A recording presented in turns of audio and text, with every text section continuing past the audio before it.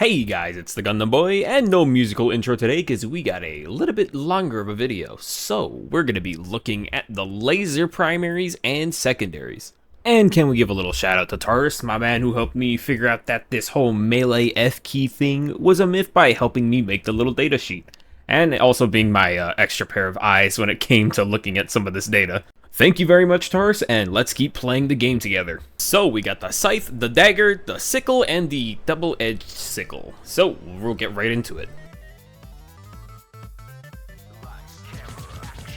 Also, I had already covered the laser cannon and the quasar cannon, so if you guys want to see that, I actually have a playlist down below. I'm gonna do some restructuring so that it's easier to find some stuff, but I'm just so lazy. But going straight to the video. Starting off with the sickle, it does 55 damage, has a fire rate of 7, recoil of 2, and a fire rate of 750. It's the light armor pen, my personal favorite in the past when the guns were all poo-poo. So, this is the one gun that makes you feel like a Star Wars stormtrooper, because when it fires it, pew pew pew pew pew. Autistic fixations aside, here's the sight at 50 meters, and then we'll have the sight at 100 meters, which is fairly good for this gun. And I say fairly good because at long ranges, the big bullet spray is kinda hard to aim.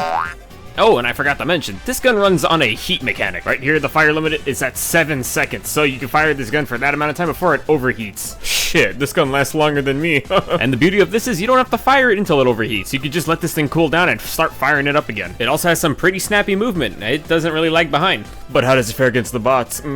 I'd say in the medium to close range engagements, this gun shines. I find that this gun has no problem dealing up with troopers to berserkers all the way to devs. And against things like berserkers right here, you can see I just absolutely rip this guy. And troopers, yeah, they're not safe either. At range, heavy devs could be a problem, but once they get close, it's a lot easier to land a headshot. But you'll notice that it's going to be kind of hard for hunting headshots with this gun because it has such a weird spray. Otherwise, just point and click at them and hope that a headshot lands. Just to further the point, here's me shooting directly at the sky, and you can see clearly it is a wonky pattern. But at close ranges, headshots should be easy to land. Moving on to the bug front, the only flaw with this gun is that it doesn't have a bigger heat sink, because I love to spray this thing at these guys. Against the scavengers, warriors, and hunters, this gun will have no problem dispatching them with a couple of bursts. The only real enemies you have to look out for is brood commanders and the nursing spears and bile spear variants. And these discount barricade guards, look at these motherfuckers, goofy as. And when it comes to using these laser weapons, don't be afraid to reload that heat sink, where you have 2 extra magazines. The only thing you'll have to keep in mind is if you're bringing this gun on higher difficulties, there'll be so much enemies that you'll be reloading this motherfucker over and over. Oh, but it's so worth to hear that slapping a laser sound. And against the Illuminate, it does surprisingly well against the Voteless. I mean, this thing will shred all their parts right off, and it's a fast gun too, so even when you get into big crowd situations, you don't have to worry about pointing at them to do damage. Though I would say against some of the heavier enemies like Elevated Ones and Overseers will require a little bit more focus, because you'd need medium pen to go through their heads, which this gun does not have, so you'll have to focus a lot at their body to really kill them. Yeah, you're next too. Overseers can be the most annoying one though when they pop that shield up, but they die the same. If you can't aim for their torso, aim for the leg. And now we have my laser pointer, the last scythe, and it is a damage of 350, fire rate of 8, and a recoil of 0. Arrowhead. Why did you give this thing recoil in the past? It's a So, now that I'm done crashing out over the gun, it handles just like every other. It has a flashlight for some reason, not like its laser's gonna light up everything. But it also has really long range. And on the current version of whatever I'm on right now for the game, the sight is kind of messed up, because 25 meters, it looks bigger, but then 50 makes it look smaller? Like, I don't think putting my eye further away from the scope's supposed to make the target bigger, but I don't know. What am I supposed to know? I'm just a fat loser making videos. But on this wonky-ass gun, its sight max is at 100, and it's gonna bother me. I hate this. And here's how it moves when you're at 100, like for the sight thing. Like you can see it, like it really drags. Like you lose complete sight of the gun. And if you're curious, yes, this sight has a pretty long range, as I was able to fire this thing at ranges of 241 meters while popping stuff. But do keep in mind damage fall off is a thing. Firing this laser gun makes me feel like this one scene.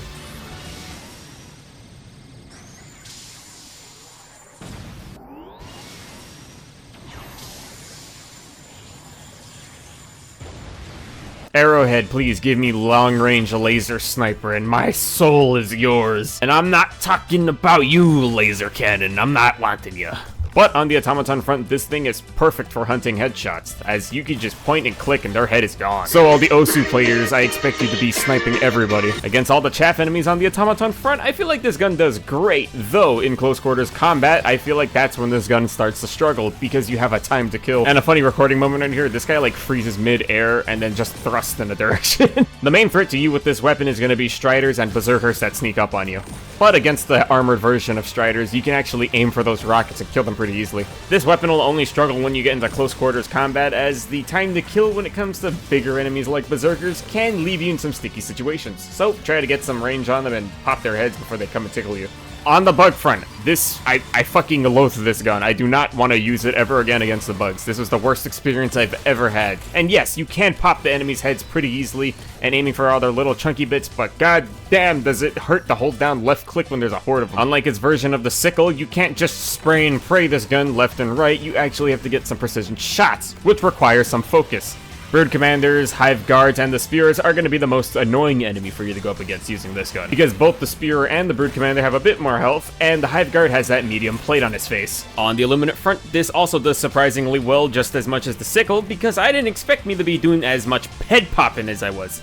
And to max out the use of this gun, I'd say just light a couple of them on fire after a few seconds of laser beaming them and just let them burn out. Against the elevated one, you're gonna start practicing your aim training, because this guy's slow floating around movements make you need to track a lot. I think in heavy combat situations, the Scythe might lack the firepower needed to take down a bunch of these flying dudes, but it's a one-on-one scenario, you can cruise on it.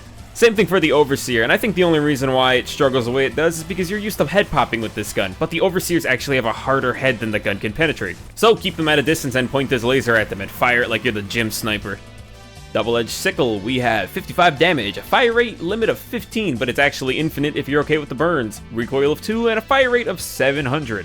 It has light armor pen all the way to heavy pen, but it is on a wind-up system, so the hotter the gun gets, the higher the pen. And when you're on fire, it's heavy pen. It has similar handling to the sickle. There's not too much that I can really make notable about how it feels to use. And its sights go up to 100 meters for its max. And I'm going to show you guys the overheat mechanic this weapon has, because the hotter it gets, the harder it hits. So at 0 to 25, 26 to 50, getting hotter. 51 to 90%, look at that. And then 91% and plus, that motherfucker burning. And I'd say when it comes to aiming this gun, keep in mind it kinda has sickle syndrome where it splatters a lot of its bullets all over the place. So long range may not be ideal for this gun. If you're willing to trade the fact that you'll burst in the flames, this gun can offer some crazy damage against the entire chaff and rank all the automatons. Oh, it's just, good. I mean, it's a fair trade-off to burst yourself in the flames to be able to kill an automaton Hulk to the face with rapid gunfire. And the fact that you can just stim that all away or have someone constantly medic you up, it works pretty well in favor. And this thing is a monster against the automatons. If there's a gun you need to just start ripping into the crowd, this is the gun for you. And this beast of a weapon does take some technique to handle it so that you don't always die, but it is a fair trade-off for the amount of power you gain. Against the bugs, this gun's a comical thing to use against them, because what gets to you first? Typically the light enemies. And what are you going to start this gun at? Light pen. And what's following behind light pen? All the medium pen. Portable laser Gatling gun. Though, unlike the Hulk, I'd say it struggles to kill things like chargers. So, I mean, it kind of loses out on that, even with the AP4.